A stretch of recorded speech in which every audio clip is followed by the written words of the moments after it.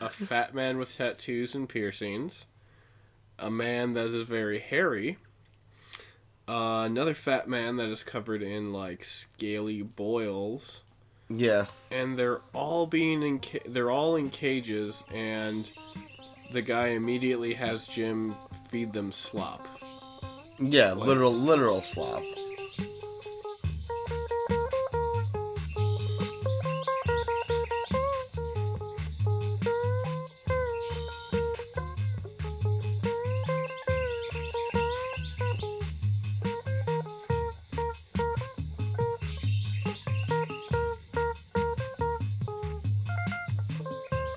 so, episode 6, Swamp Things I Hate About You. I'm Meryl, I'm Eric. and today we're going to be talking about episode 6 of the Swamp Things TV series, Grotesquerie. I had it written as 5. Whoops. You had it written as 5? Dude. Yeah. That is I'm fixing it. unacceptable. I'm fixing it. We know it's more like a G now. Well, yeah, people are gonna really want that when we sell copies Well, of our notes for I figured posterity. we would be. That's why we're taking the notes. So yeah, this one starts off with a bunch of barrels of toxic waste in the swamp, Yep. and Swamp Thing just opens one. Yeah, well, I Yeah. mean, why wouldn't you? It's a thing I've noticed. Just like in the... Was it the last episode that had the gas that made everyone want to kill Teresa? Yeah. So, just like in the last episode, it's Swamp Thing's own fault that this toxic gas got released. Yes, once again.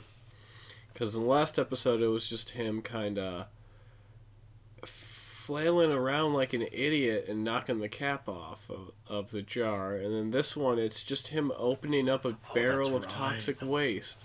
And then he just, like, breathes in all the gas and it knocks him out. What does he have any concern about what's in the barrels of toxic waste in the first place? Why Well- doesn't he just tree them or banish them somehow or do something along those lines like he does with so many other things? Yeah, my only rationale could be that he was a scientist, so he wants Maybe, to like yeah. figure. But it's just like, no, it's obviously Even more reason not to open up the barrels of toxic waste. You're a scientist, you know that stuff's not safe already. Yeah. People don't generally dump barrels of, I don't know, good stuff that they want to use and. You can just anything good. No one dumps anything good into the swamp. Right. But yeah, bad start for Swamp Thing. I guess the start to the episode. Yep. When we go to the opening credits. Yep. Opening credits. We did say he passes out, right? He Yeah, he he's breathes in the unconscious, gas yeah. and it just knocks him out. takes him down. So then after the credits, it's in the what's their last name?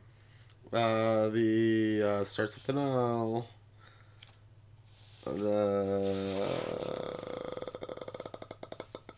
Oh wow, this is... Yeah, it's been a week.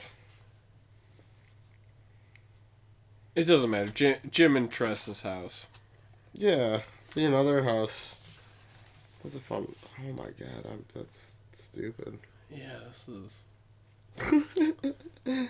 Whatever. So yeah, they get a phone call. And it is Arcane apparently calling back about the toxic waste. And he's getting like a sensual leg massage from some woman. Just some lady.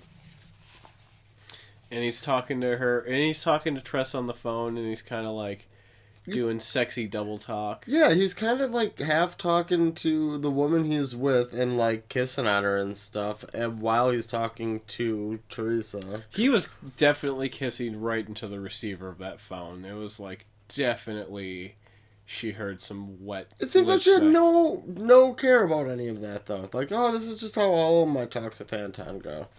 It kind of is, but why is she calling him to deal with the toxic waste instead of like the government or anyone else? But it's just like, oh no, he's the one who deals with the toxic waste. Yeah, he's the every job guy. Yeah, he does fucking everything in this town. Mm-hmm. Well, it is. I mean, we're in the swamps of Louisiana, as you can tell by the all the palm trees. Yeah, all the palm trees. So yeah, and then Jim leaves the house for some reason. Yep, it creeps off. Yeah. So then it cuts to two guys cleaning the swamp, talking about how much it sucks, while also drinking soda and just throwing the cans into the swamp and clearly they don't care. Yeah, not realizing that it's just like, oh, this. I do want to make an observation, though it is early on. At no point in this episode did I notice any of the swamp pollution get resolved. Those two guys never punished for their cans. I think those guys were there to clean up the toxic waste. Right, but they still threw cans out. Yeah, but I think that was going to end up more with all the other stuff. Swamp Thing wouldn't allow a trade like that if he was more conscious. That would be... Oh, yeah, no. But then also... Okay, so did they ever take the toxic waste away then? We never see it. I would think that they did. After whoever left said toxic waste never was punished for their crime, though. It's obviously Arcane. Arcane obviously left the toxic waste there. Never punished. No. Swamp Thing is really... No, Arcane's never punished. He's the bad guy in every episode, and he's right, never punished. I get that. But still, that is an unresolved issue by Swamp Thing here twice in this episode. Lots of culprits just go running off. So as they're... treat a guy. He did treat a guy, yeah. So as they're cleaning, they find a hand floating in the muck, in the mucky muck. And they find that hand is also attached to... Swamp Thing. A Swamp Thing. A very near... I don't know, he seemed kind of incapacitated still, like he was just kind of waking up or woozy. He was moaning. Mm-hmm. Yeah. And then one of the guys says, I bet God doesn't even know what this is. and then the other guy's just like, he's basically just like, it doesn't matter, I know where we can make some bucks off this thing. Yeah, that was... those guys. What do we do with it? Obviously, we sell it. Well, no, at first they were just like, they were going to kill it. Yeah, they're like, should we put it out of its misery? And they're like, no, we can make some cash on this. Cash money off the Swamp Thing. Making that quiche. He would not approve. So yeah, what happens next? Oh, yeah, it cuts to the freak show. Oh, yeah. Jim's peeping through the tent. Peeping through the tent, and the owner, ugh. The adults, the way the adults in this town interact with this child is so inappropriate. Absolutely. I would have to agree 100%. Because he, like, yeah, he sneaks up on Jim, and he's just like, are you trying to catch a peep? Ba-da-da-da. You don't lie to me, boy. I can tell when little boys lie. Their bums clench up. And it's just like, oh my God, do not talk about this little boy's bum. Ooh. Oh, yes. He did say that. And he's grabbing at him, and then just like 30 seconds later, he offers Jim a job. And Jim, like a smart 8-year-old who's been taught lots of things at school about what to do when strangers come around, Takes the job. accepts the job. Hard-working boy. Yeah.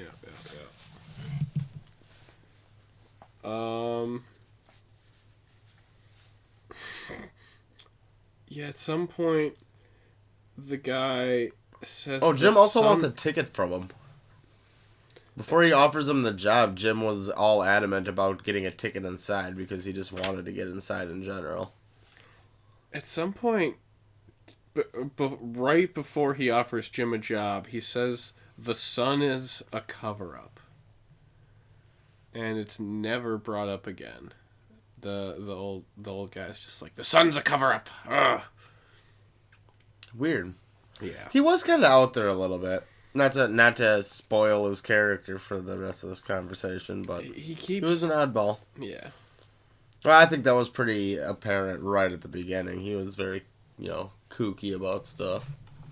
Yeah. So then he drags Jim into the freak show, where we see our freaks: 2 midgets, a fat man with tattoos and piercings, a man that is very hairy. Another fat man that is covered in like scaly boils. Yeah. And they're all they're all in cages, and the guy immediately has Jim feed them slop. Yeah, literal slop.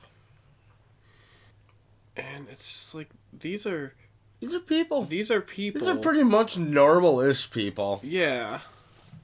This guy had a bunch of boils on his face. We're gonna put him in a freak show and... Yeah.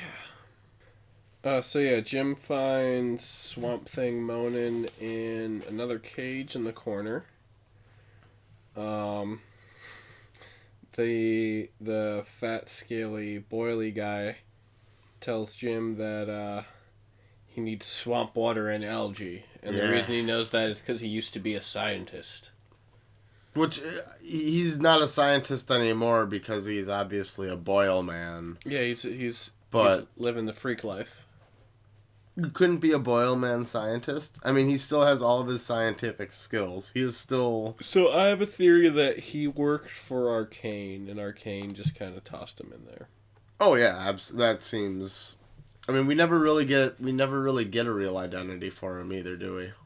No, I don't think so. Oh. I have it written down as he's boil man. I have him written down as fat lizard man. Oh. But boil man's more accurate. He's not really all that lizardy. Yeah, but FLM is a better acronym than BM. Actually, I don't think that's right. I think acronym is something that has to actually spell out a word. Like. But yeah, one of those things. And what is it? I think they tell Jim that it's like, yeah, you need to get the keys, but we can't because we're just adults locked in cages. Yep. You got no ways of getting things that are outside of those cages because they themselves are inside the cages. Yes. So Jim breaks into the trailer, and this scene is so gross, and I don't like it. You should really explain it because like you know it the best. Let's see, what do I have written down? So as Jim's breaking into the trailer trying to grab the keys, I think he does grab the keys, but then I think what's the owner's name? I think his name is Simon. Simon, yeah. We don't find out at that point yet, but yeah, his name is Simon, and he has brought a homeless girl to his trailer with the promise of a hot meal, and when she says it, it's like, hey, I'm hungry. I kind of don't want you grabbing on me and trying to kiss on me and stuff. And he's just like, oh, I think I've got a bag of salty potato chips lying around somewhere. And it's just like, why do you specify salty? That makes it sound like worse than just Ooh. like a bag of old potato chips. It's like I got a bag of salty potato chips. And yeah, he's luckily oh god, yeah, and she's just like, just please just stop. He's like, "Oh, you're going to scream? No one will hear you scream. No, only the freaks in my grotesquerie." And then that distracts him enough from his like rape mode to be like, "Oh, I'm going to actually show you the freaks." So yeah, then he drags her to the grotesquerie. Yeah, and he's just like freaking out. He's hooting and hollering and just banging on the cages. And it's like he's the most animalistic one of them. Because the rest of them are just like, "Oh, what the fuck is wrong with you, bro?"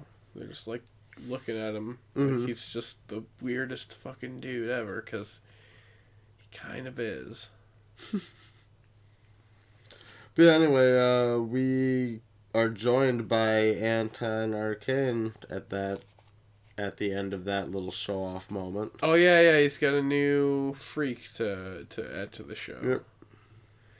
And at that point, we find out that the owner's name is Simon. Yeah. And also, Kid Brother. Yes, we are introduced to a new henchman of Arcane, only referred to as Kid Brother.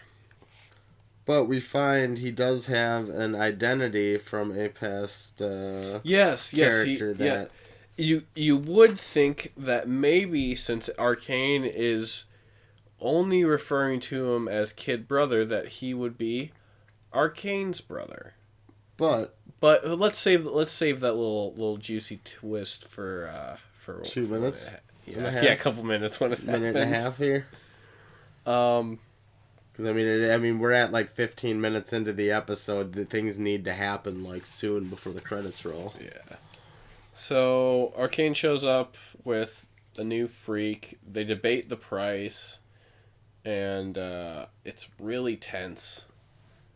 But Arcane ends up paying because it's like, "Oh, I don't have a lot of room for him because the ones you gave me last time, and you still owe me money for those." And it's like, "Oh, so you want 1,000 for those, and then 1,000 for the new one coming in." Which is kind of funny because one would think that the owner of a grotesquerie would pay somebody else to give him the things, to give him the subjects. But in fact, Arcane is basically paying him off just to take them. Yeah.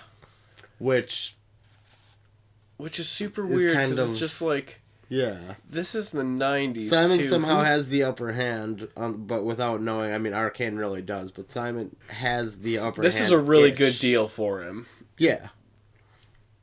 Minus the fact that there's one of him and Arcane and Kid Brother and all of the other henchmen he has looming about.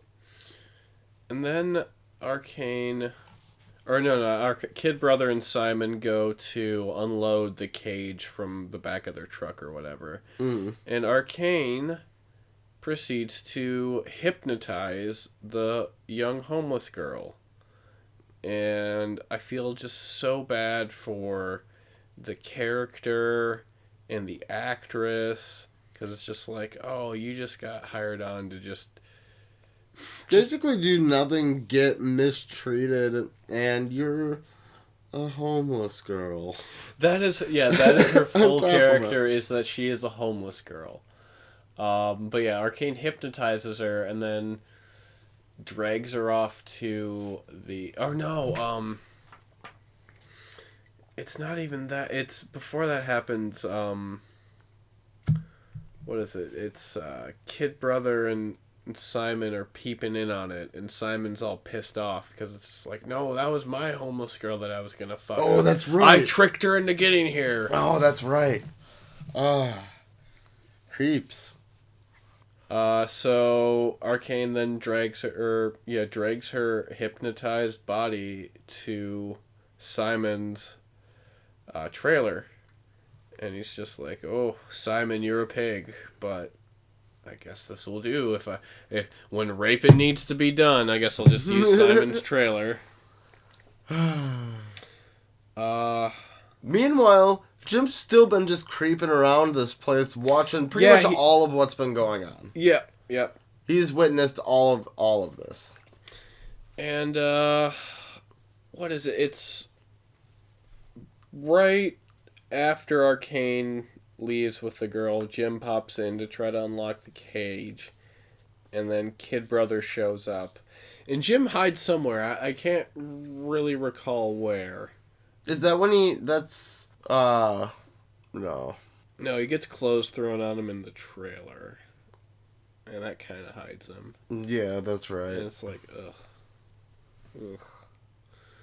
I think he ducks out the back of the... No, he doesn't duck out the back of the tent. He might duck out the back of the tent. He might duck out the back of the tent. Because after that, he's going to end up hiding somewhere else outside of the tent, but... But yeah, anyway. Kid Brother. Yeah, Kid Brother walks into the tent and notices Swamp Thing. And recognizes Swamp Thing. Immediately. Yeah, that's kind of our twist of the episode, I feel like. Our big twist of the episode is that Kid Brother is the brother of the man that Swamp Thing treed. Dun, dun, dun. Dun, dun, dun, in the first episode. But yeah, so, what is it?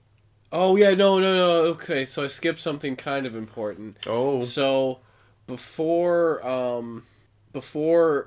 Kid Brother goes into the tent, while they're peeping on it, Kid Brother knocks out Simon with a blackjack and takes back the money. Yeah. And then, after Kid Brother is like, Arcane, there's basically something in here I want you to deal with, because it's just like, yeah, he wants to kill Swamp Thing. But I guess he needs Arcane's permission. Right. For some reason. Couldn't just make up a story about how he died in the cage. But then Simon, because he is literally dying in a cage already. Mm-hmm. But then Simon wakes up and then fucking starts. He picks. They get into Kid Brother and Simon get into a fight, and at some point during it, Simon picks up just a garden hose. And starts, that's right. And starts twirling it above his head, just like, woo, woo. Kid Brother, by the way, does know karate or some form of martial art. Yeah, it's definitely a thing where it's just like this 20 to 30-year-old guy is beating up this old man. Yeah, with ninja moves. But full spread out kick to the jaw. It's like Kid Brother may know kung fu, but Simon knows the ancient art of hose whip. Swinging. Yeah. And he smacks him in the face with the hose. And knocks him completely out with that. Yeah. Well, granted, it did have a spray nozzle on it, too. That's so that probably true. That's added true. A little bit. And it was heavy. That was a heavy hose. That wasn't like... That was like a fire hose, dude. No, that was a garden hose. That was just a regular green really? garden hose. Because I didn't even know it was a hose at first. I thought he just had a heavy piece of rope. No, he just picked up a fucking garden hose. Oh, okay. Yeah, I was there. So, while this is happening, Jim, what is it? Jim unlocks all the cages. Yes, and frees Swamp Thing. Him, Swamp Thing, and Boil Man kind of make their way out the tent, and just as they're leaving the tent, Arcane enters, and then basically gets like. Well, Boil Man takes him to a truck.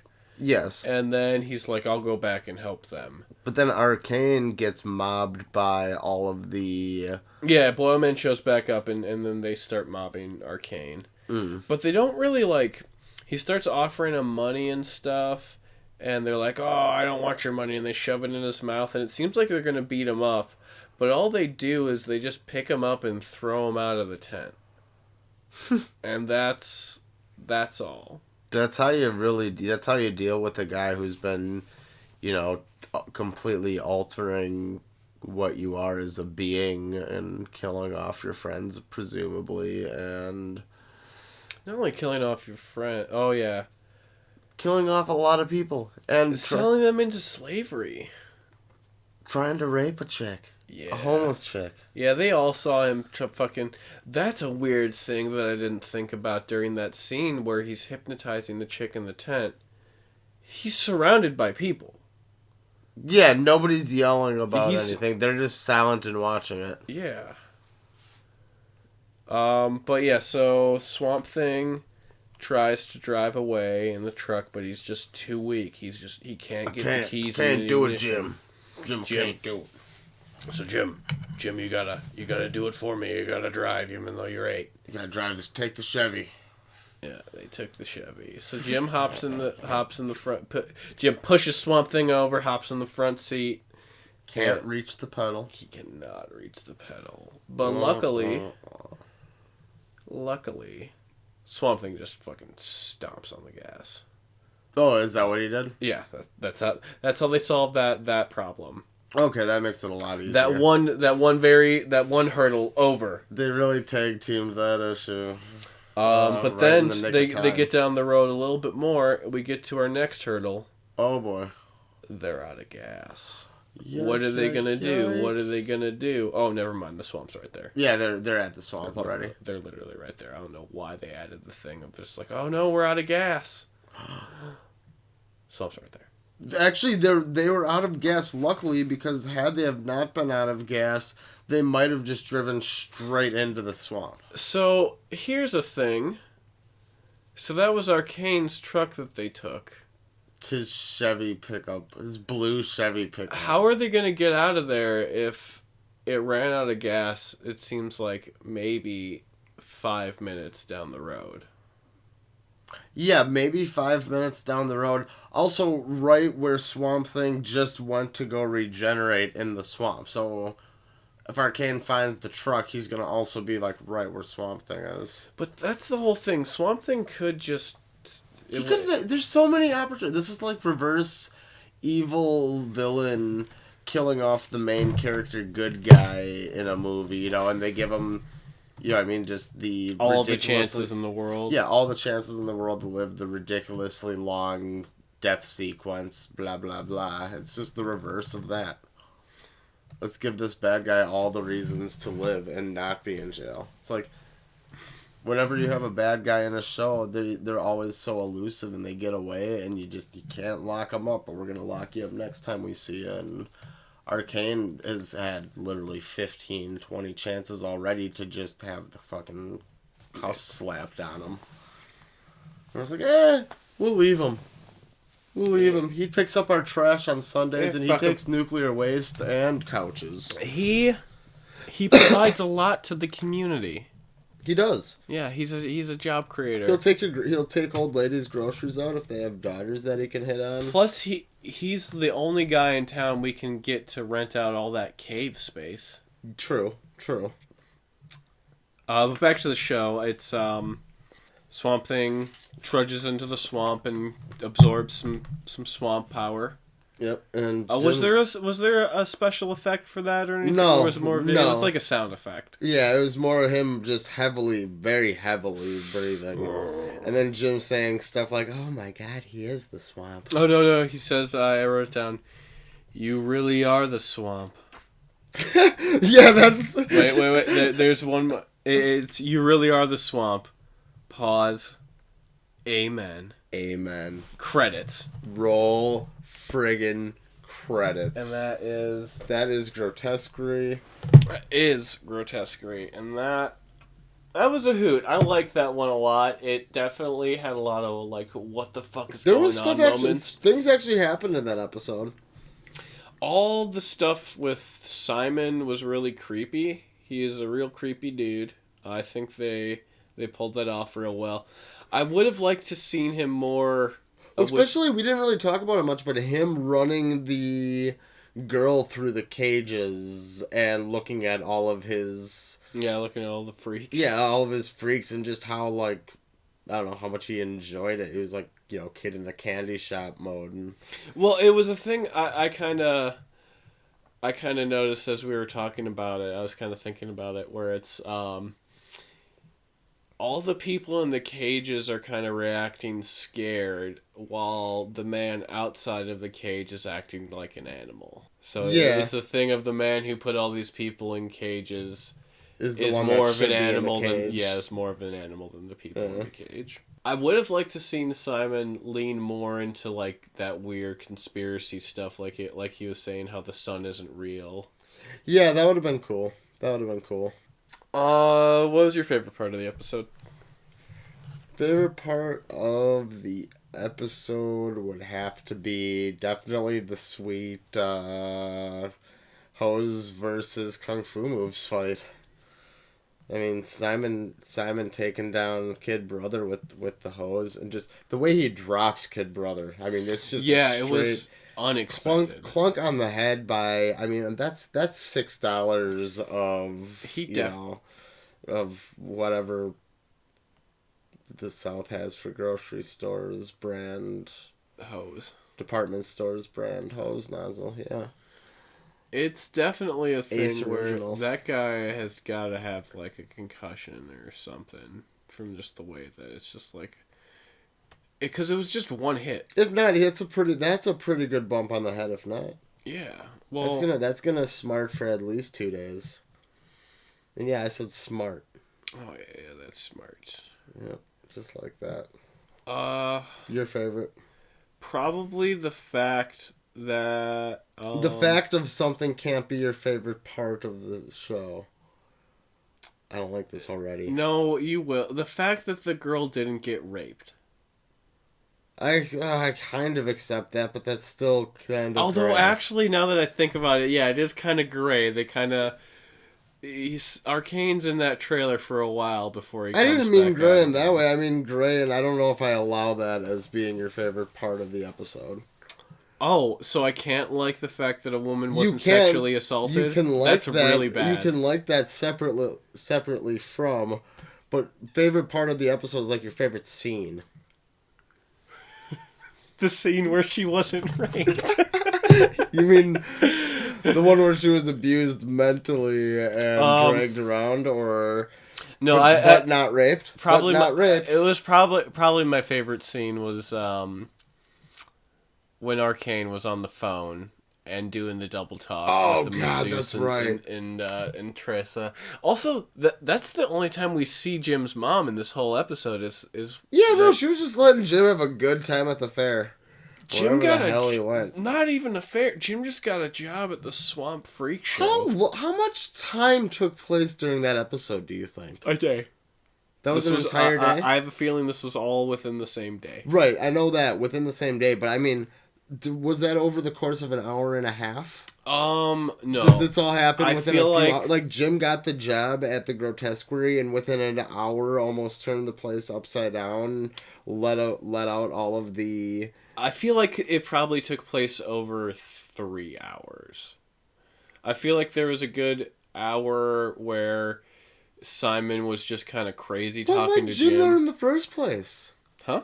What led Jim there in the first place? Was he just mucking around the swamp and just like, oh, freak show, let's check this shit out? He just ran into it. He was, oh, man. A lot of unanswereds. What happened to the toxic waste? Where did the toxic waste go? So out of 10, what would you call it? I give it a 6. It was good. It was enjoyable. I gotta say, I'd probably recommend this episode to someone at least out of the ones I've seen, being like, yeah, this is a pretty good sum up of this is pretty entertaining.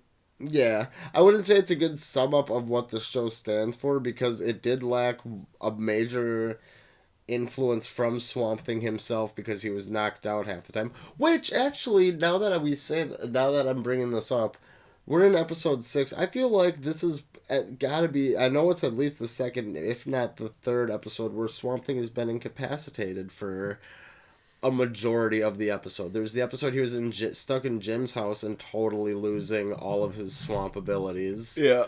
Like, he's kind of a half-ass superhero. I mean, if he's not in the swamp, he's useless, obviously, but he gets stuck out of the swamp a lot then. So far, he's at nearly 50%. I think we were talking about this before we recorded, but it's just like, he's really good at catching swamp-based crimes. Mm-hmm. If you're going to commit a crime in this town, stay away from the swamp. Yeah, just don't mess with the swamp. He doesn't care. If you want to kill a guy, just kill him at home, not in the swamp. If you live in the swamp, and kill him, at the grocery store. Don't tie up the dwarves you're trying to kill. Not his problem. Out in the swamp, it's not going to work. Swamp Thing really doesn't care. It's not his problem. So what would you rate this episode? I think I'm gonna match your 6 with another 6. All right. 6 for episode 6. Oh shit! That's Man, that sounds like we planned it to be that way. That's the way that it goes. It's the episode of the beast. I think these witches. But yeah, I think that'll do it. Until next time, I'm Meryl. And I'm Eric. And we'll see you in the swamp. In Stye.